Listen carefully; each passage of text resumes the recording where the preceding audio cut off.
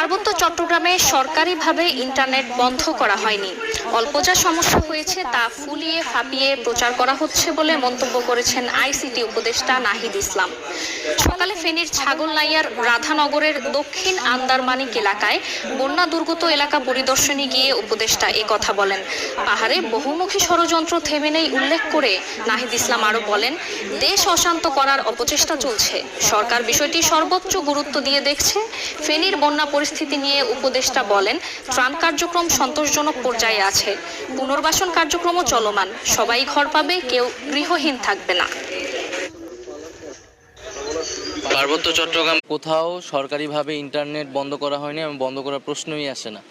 সেখানে বিচ্ছিন্নভাবে কয়েকটা জায়গায় কিছু সমস্যা হয়েছিল, সাময়িকভাবে কিছু জায়গায় কিছু বন্ধ ছিল এবং সেটাকে খুবই ফুলিয়ে ফেঁপে বলা হচ্ছে যে ইন্টারনেট বন্ধ হয়েছিল।